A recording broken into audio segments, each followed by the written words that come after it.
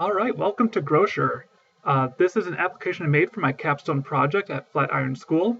I essentially wanted to create an application where I could save my favorite recipes and quickly put together shopping lists based on the recipes I want to make.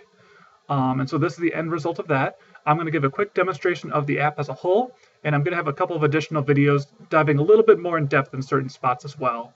But this should give a nice overview of the project. So I'm going to go ahead and log in here. And once you're logged in, you'll see a summary of like the recipes and ingredients you have saved, as well as any items in your basket, which is essentially your shopping list. So you can see I've got 2 recipes, I've got 20 ingredients saved, and nothing in my basket yet. There's also a button here you can click to go to a random recipe. And then the main navigation, which will be available on every page, is up here at the top left.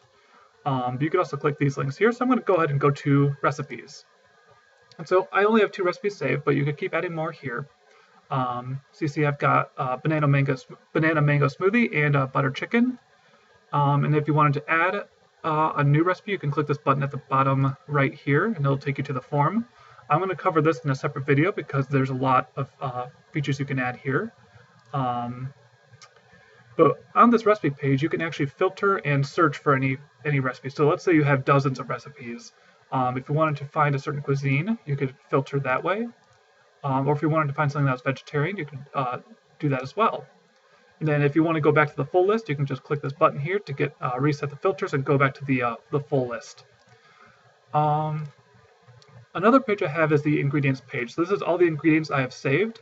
And what you can do here is actually, if you click on an ingredient, so like if I click on ginger paste here, it says 2 recipes. I could click on that and find those 2 recipes it's used in. Now let's get to the basket. So let's say I wanted to make these smoothies. If I click this button, Add to Basket, it's going to go ahead and add it to my basket page. And so now I see all the items here. And if I go back to home, I'll see it now says 6 items in basket. So it's basically just going to quickly add all those ingredients to your shopping list. And so as you're shopping, you can either mark it off one by one as you go shopping, or once you're just done completely, you can just click the empty basket button, and it'll take care of all those ingredients. Let's bring those back real quick. I want to show one other thing. So let's say the recipes only need 1 banana. Let's say I just wanted to buy more bananas anyway, just for my own, just to eat bananas. I could add 6 more bananas on the ingredient page. So now I know I have 1 banana for the recipe and 6 bananas just for myself. If I go back to the basket now, it actually adds those up. And so the list you see here on your shopping list is just going to be the total of all the times you've added that ingredient to your basket. Yeah, and I think that'll cover for this video. That's all the main features I have built in at the moment. I'm looking to keep growing this and expanding this, so if there's any suggestions or comments, I'd be happy to hear those. Thank you so much.